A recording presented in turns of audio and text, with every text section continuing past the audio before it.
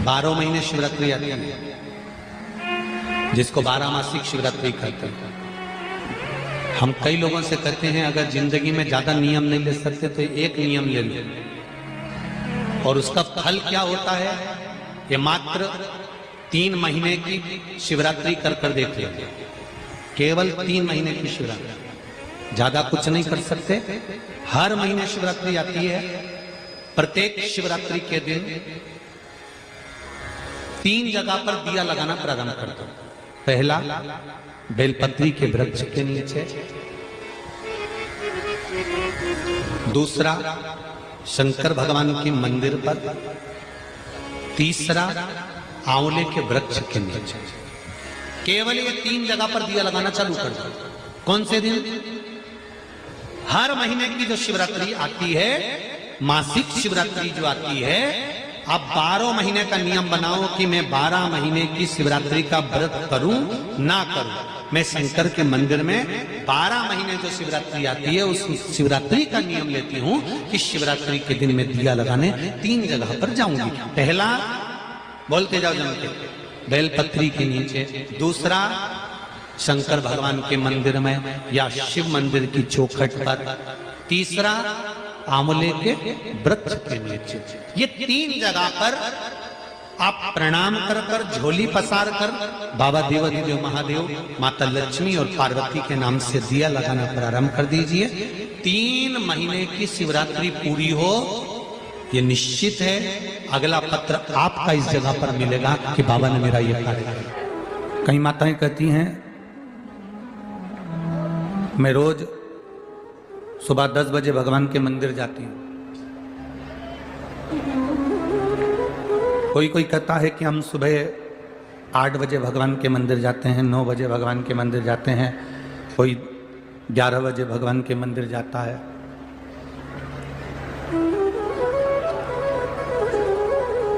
और कई माताएं कहती हैं हम 10 बजे नहीं जा पाए तो फिर हम मंदिर नहीं जा पाते।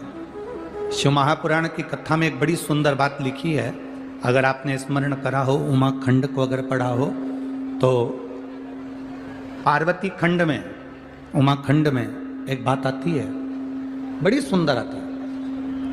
रोज 10 बजे तुम मंदिर जाते हो, रोज 9 बजे तुम मंदिर जाते हो, रोज 11 बजे तुम मंदिर जाते हो, रोज सवेरे 8 बजे मंदिर जाते हो।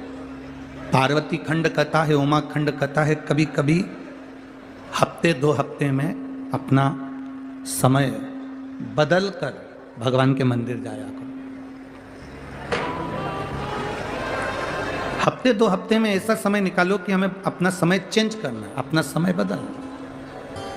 क्या होगा उससे?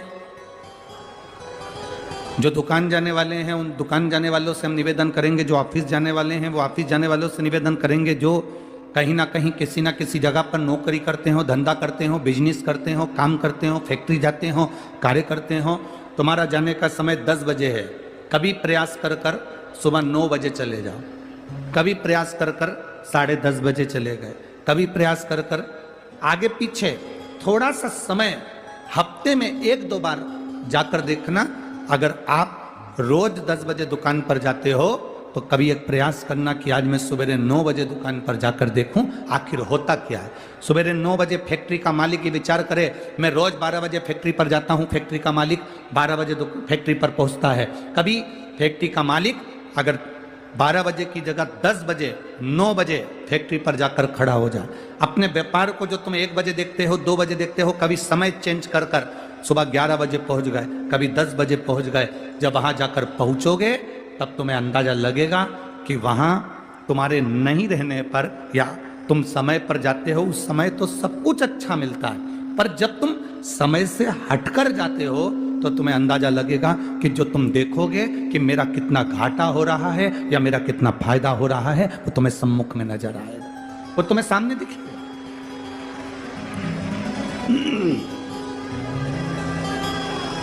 वो तुम्हारे सामने नजर आने लगेगा। शिव कथा कहती है, भगवान शंकर का संवाद कर रहा है, शिव महापुराण की कथा कर रही है।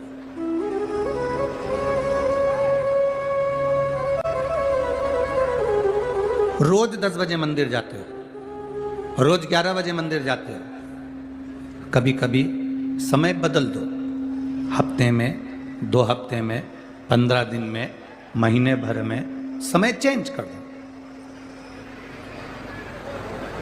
क्यों? तो तुम्हें महसूस होगा, तुम्हें लगेगा कि आज मैंने समय बदला, समय चेंज करा, समय थोड़ा बदला है, तो मैं जल्दी महादेव के पास अगर पहुंच गई हूं, या मैं कुछ देरी से देवाधिदेव महादेव के पास पहुंच गई हूं, तो तुम्हें महसूस होगा कि कहीं ना कहीं महादेव की कृपा तुम पर बरसी जरूर है। थोड़ा बदलना जरूरी है, थोड़ा बदलाव जरूर।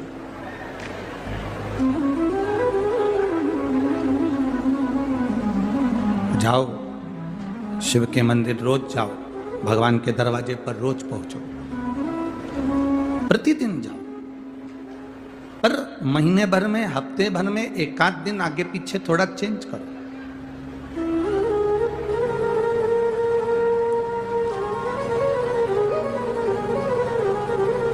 रोज देवाधिदेव महादेव को जल चढ़ाते हो, प्रतिदिन भगवान शंकर को जल चढ़ाने के लिए जाते हो, कभी कभी थोड़ा सा बदलाव कर कर देखिए, थोड़ा सा बदलाव। एक दिन महादेव को जल चढ़ाने के लिए गए, हो सकता है कभी कभी तुम्हारे साथ भी होता हो कि आज लोटा भूल गए, जल भूल गए, या कोई बेलपत्र भूल गए, तो फिर करना क्या है? आज अगर हम पात्र लेकर नहीं आए, जल लेकर नहीं आए, लोटा लेकर नहीं आए, मंदिर में नहीं पहुंचे हैं, या कोई सामग्री लेकर नहीं आए हैं, तो उस समय पर, उस जगह पर फिर आप प्रयास करना कि जो मंदिर में सेवा मिल जाए, कोई सफाई करने का मौका मिल जाए, झाड़ू लगाने का मौका मिल जाए, बुआरी काटने का मौका मिल जाए, कुछ रंगोली डालने का मौका मिल जाए, तो उसको करने का प्रयास करो, फिर उसको करो। उसका फल आपको मिलेगा। अरे मैंने तेरे ही भरोसे बाबा, तेरे ही भरोसे हवा विच उड़ती जागी, बाबा डोर अटो छड़ी नावे कटी जागी। मैं तेरी बदन शंभू, मैं तेरी बदन हवा विच उड़ती जागी, बाबा डोर हटो छड़ी नावे कटी जागी। भोले मैं तेरी बदन शंभू, जब आप विचार करेंगे, जब आप प्रयास करेंगे, जब आप प्रयास करेंगे, थोड़ा बदलने का प्रयास करेंगे, तो बाबा की प्राप्ति होगी। शिव तत्व कह रहा है। शिव महापुराण की कथा कहती है, शिवालय में 5 स्थान ऐसे हैं जहां पर बैठने से व्यक्ति खाली नहीं जाता। शिवालय में 5 स्थान हैं, 5 जगह शिवालय में। पहले नंबर पर ये 5 जो स्थान बताए गए हैं शिव महापुराण में शिवालय के, इन 5 स्थानों पर कभी भी बैठोगे और शंकर को पुकारोगे तो वहां से खाली नहीं जाओगे, वहां से खाली नहीं जाओगे। 5 स्थान शिव महापुराण में बताए गए हैं, जिस जगह पर बैठकर प्रार्थना करी जाए, निवेदन किया जाए, तो व्यक्ति खाली नहीं रहते। पहले नंबर का है शंकर भगवान का द्वार, जहां भगवान शंकर के गण निवास करते, जहां शिव गण रहते।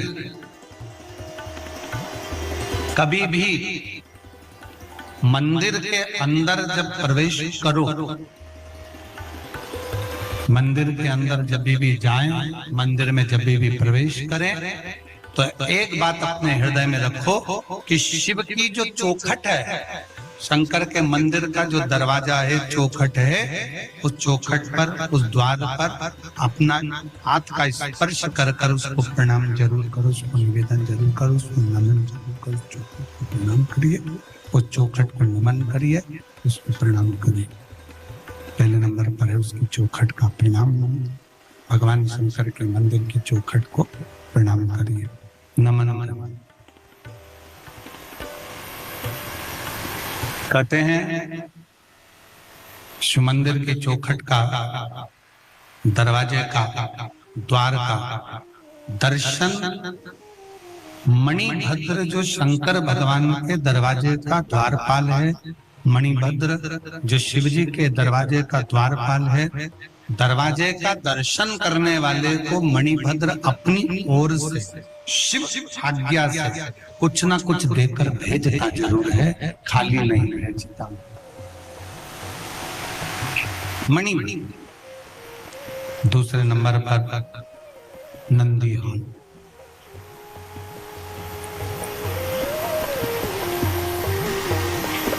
दूसरे नंबर पर है नंदी का हॉल, जहां नंदी विराजमान होता है।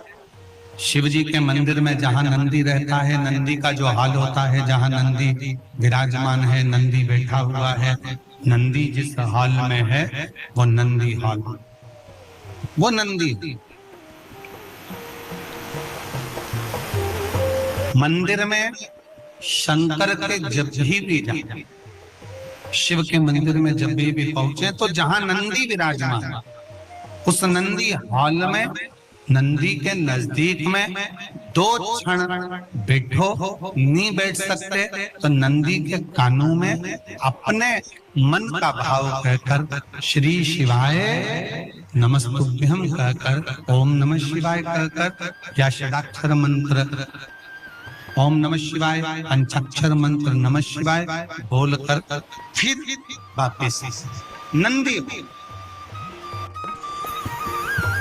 एक है शंकर भगवान की चौखट, दूसरे नंबर पर है शिव जी का नंदी हॉल। शिव जी के नंदी हॉल में नंदी के पास बैठकर भगवान शंकर से आप अपने मन का भाव जब कहेंगे तो शिव उसको स्वीकार नंदी।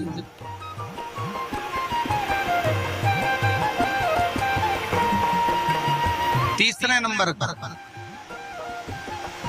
शिव जी के मंदिर के पास में जो कुआं हो, बावड़ी हो, तालाब हो, सरोवर हो, शिव जी के मंदिर के पास में कोई कुआं, बावड़ी, तालाब, सरोवर, नदी अगर हो तो उस सरोवर, कुआं, बावड़ी, तालाब और नदी के पास में 2 क्षण बैठकर शंकर के नाम का उच्चारण करने पर, शिव नाम का उच्चारण करने पर शिव देते जरूर हैं। शंकर देने में पीछे हटते नहीं, शिव देते जरूर हैं। शिव नाम का उच्चारण करने पर शिव देते थे। चौथे नंबर का शिव मंदिर में लगे हुए वृक्ष, पीपल, बड़, आंवला, शमी, बेल, ये शंकर के मंदिर के वो वृक्ष हैं। शिव मंदिर के, शिवालय के नजदीक में जो वृक्ष लगा होता है, उस वृक्ष के पास में, उस वृक्ष के नीचे 2 मिनट 5 मिनट बैठकर शंकर के नाम का उच्चारण करने पर, शिव नाम का स्मरण करने पर शिव देते जरूर। ये चौथा स्थान, ये चतुर्थ, चौथा स्थान। 4 स्थान सब लोग बोलेंगे। पहला स्थान कौन सा बताया था? शिव जी की, जम के बोलो जरा, चौखट दरवाजा। दूसरा स्थान नंदी के नजदीक में, नंदी हॉल में, नंदी के पास।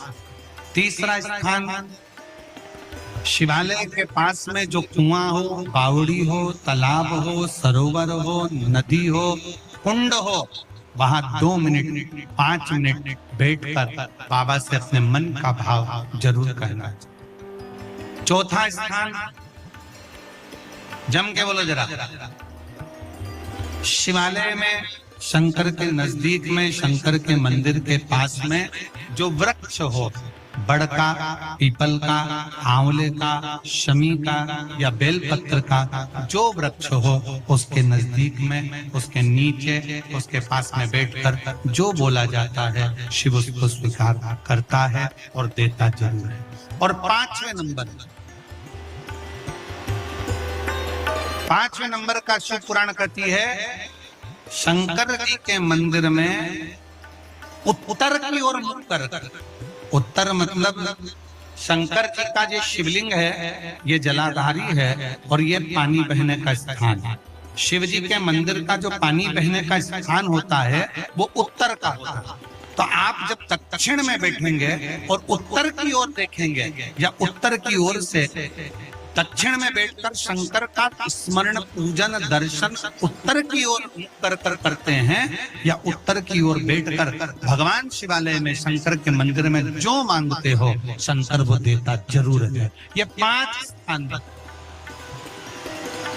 ये 5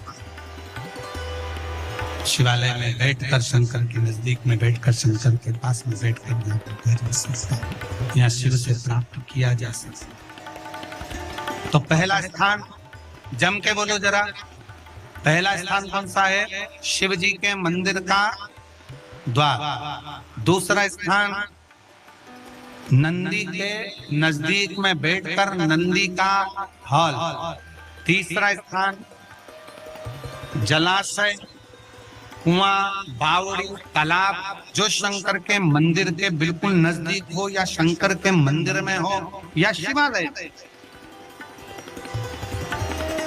आप लोगों के स्मरण में है कि नहीं पता नहीं, पर मैं कहूं कुबेरेश्वर धाम में जहां पर कंकर शंकर शिला रखी है बड़ी वाली, आप लोग गए? कौन कौन गया है? जरा हाथ उठाओ तो जरा, सब गए हो? तो जहां बड़ी वाली शिला रखी, कंकर शंकर जो शिला रखी है, केदार शिला जो रखी है, उस बड़ी शिला का बिल्कुल नजदीक का जो हिस्सा है, शिला जहां रखी है उसका बिल्कुल 4 कदम दूरी पर ही एक कुआं है। अब तो उस कुएं पर छत डाल दी गई है और कुएं को छत डालकर बंद कर दिया गया, पर पूरे कुबेरेश्वर धाम में जो पानी आप पीते हो, जो पानी का प्रयोग करते हो, जो पानी आप यूज करते हो, वो उसी कुएं का उस पर छत डाल दिया। तो कई लोग कहते हैं कि कुबेरेश्वर धाम में हम जाते हैं और बाबा को प्रार्थना करते हैं तो बाबा हमारी बातों को इतनी जल्दी स्वीकार क्यों करता है? काशी में हम जाते हैं तो काशी में बाबा हमारी बातों को क्यों स्वीकार करता है? उज्जैनी जाते हैं तो उज्जैनी में क्यों स्वीकार करता है? मल्लिकार्जुन जाते हैं तो मल्लिकार्जुन में क्यों स्वीकार करता है? 12 ज्योतिर्लिंग जितने बने हुए हैं, इन 12 ज्योतिर्लिंग के शिवालय में, शंकर के मंदिर में जल का स्रोत है।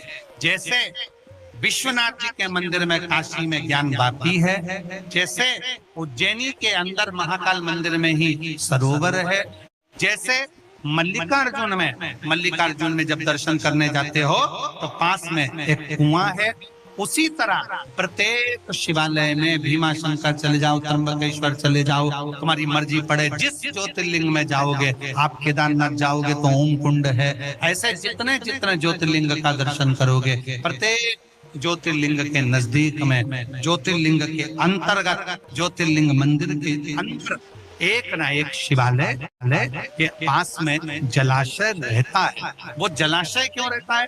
उस जलाशय के अनुकूल जब हम अपने मन की कामना करते हैं, वह बैठकर आराधना करते हैं, तो भगवान शंकर पर उस जलाशय का जो पानी शिव पर चढ़ता है तो हमारे मन की तरंगे शंकर स्वीकार कर हमारी झोली भर देते। भगवान शंकर का एक वर्णन, जैसे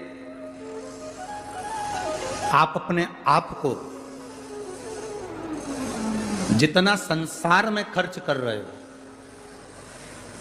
21,600 श्वास जो तुमको मिल रही है और तुम उसको जितना संसार में खर्च कर रहे हो, उस 1600 श्वास में से थोड़ी सी श्वास जब आप अपने आप को परमात्मा में खर्च करना प्रारंभ करोगे, परमात्मा में खर्च करना प्रारंभ करोगे,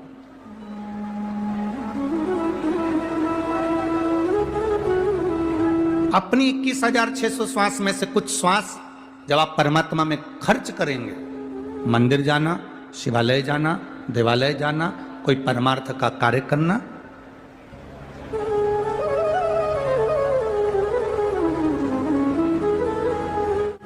आज हमारे ललित महाराज कह रहे थे, गुरुजी लोग दीपावली के दिन अपना घर का दरवाजा खुला रखते हैं और दिया लगाते हैं दरवाजे पर। हमने 2-4 लोगों से पूछा कि आप अपना घर का दरवाजा खुला रखते हो, दिया लगाते हो दीपावली के दिन, इससे क्या होता है? तो उन्होंने कहा इससे लक्ष्मी आती है।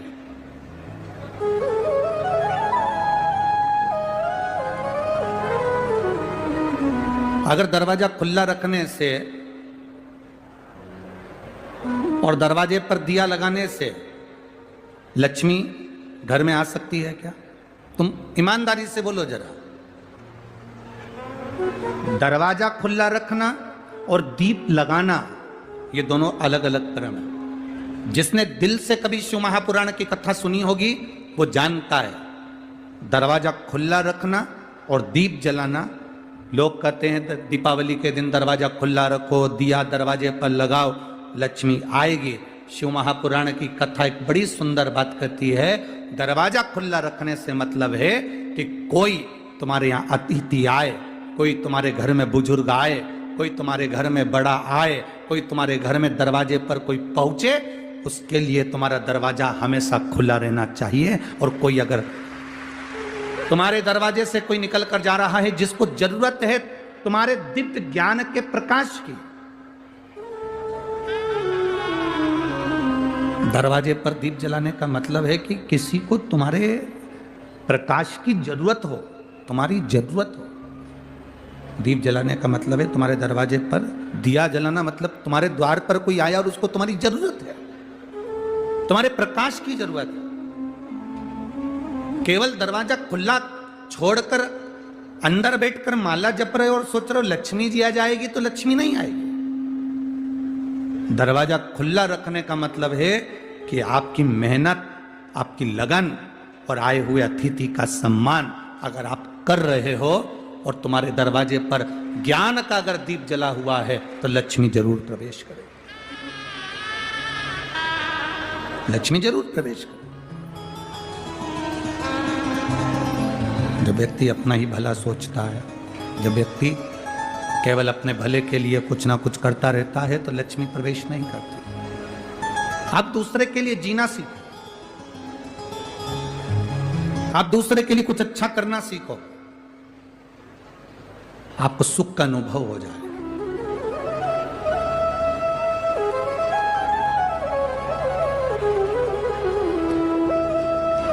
आपको एक आनंद का अनुभव हो जाएगा। हमने जब पहले दिन जब हम यहाँ धूलिया नगर में पहुँचे थे और शाम के समय पर जब वो स्वागत का क्रम जब चल रहा था और लोग बहुत सारी भीड़ में बहुत सारे भक्त लोग चल रहे थे, हमने देखा एक भैया जो वो अग्रवाल जी हैं और क्या नाम उनका, जो हमारे बाजू में खड़े हुए थे उस गाड़ी में, इधर साइड में, इधर तो वो आविष्कार थे और इधर वो अग्रवाल जी थे, क्या नाम उनका, अनूप अग्रवाल। तो हम देख रहे थे, उन्होंने कई लोगों को इशारा करा, वो आए, प्रणाम करे, चले गए। फिर उन्होंने किसी को बुलाया, फिर उन्होंने प्रणाम करा, फिर चले। फिर उन्होंने किसी को बुलाया, उन्होंने प्रणाम करा, चले गए। अर्थात जो दूसरे के लिए प्रयास करता है, जो दूसरे के लिए जीता है, तो परमात्मा भी उस पर एक ना एक दिन कृपा जरूर करता है निश्चित। जो दूसरे के लिए जीना सीखा है उस पर परमात्मा की कृपा हुई है। उस पर परमात्मा की दया हुई। दीप लगा देना दरवाजे पर, मतलब इसका मतलब है कि हम दूसरे के लिए जीना सीखें, हम दूसरे के लिए कुछ करना सीखें, केवल स्वयं के लिए नहीं। जब हम अपनी श्वासों को, अपने आप को परमात्मा पर खर्च करते हैं, हम अपना समय जब परमात्मा को देते हैं, हम अपनी 21,600 श्वास जब परमात्मा पर खर्च करते हैं, तब दुनिया के लोग गूगल में आपको सर्च करते हैं कि आखिर अपनी श्वास परमात्मा को दे कौन रहा है। जिसने भगवान को समय दिया, जिसने भगवान के लिए अपने आप को पूरा खर्च कर दिया, दुनिया ने सर्च उसी को करा। वो खोजते हैं गूगल पर, वो देखते हैं।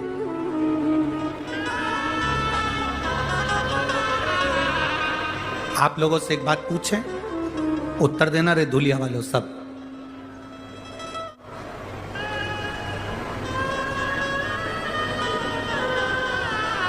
आज के जमाने में मकान बनाना कठिन है क्या? जम के बोलो जरा। नहीं है। बैंक से लोन लो, बना लो। बोलो सही है कि गलत है? आज के जमाने में 2 व्हीलर गाड़ी लाना, 4 व्हीलर गाड़ी लाना सरल है कि कठिन है? सरल। मकान बनाना कठिन तो नहीं, सरल है। गाड़ी लाना कठिन है कि सरल है? सरल है। लोन लो, लिया।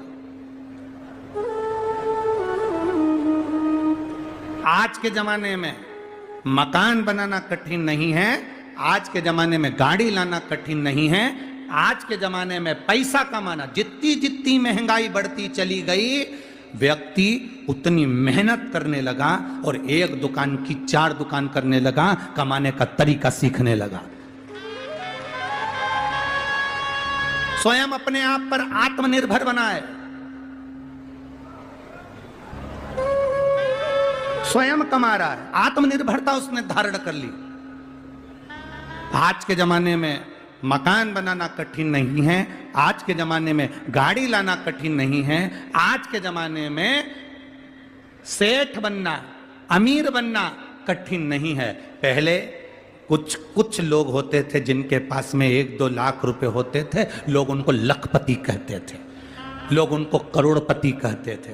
आज इतने पंडाल में जितने बैठे हो ना, जितने इस पंडाल में बैठे हो, मेरे महादेव पर भरोसा रख कर कहता हूं कि आप में से कोई कंगाल नहीं, सब लखपति हो।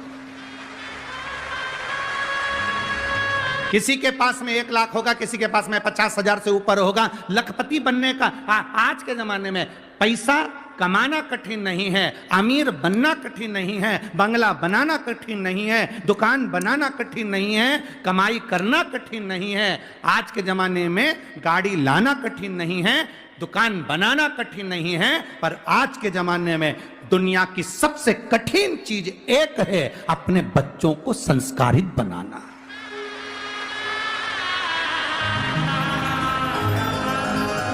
अच्छे अच्छे धनपति के बेटे जिनके पास में करोड़ों का धन है, उनके बेटे भी मय खाने में और होटल में पड़े मिलते हैं, मय खाने में और होटल में पड़े मिलते हैं।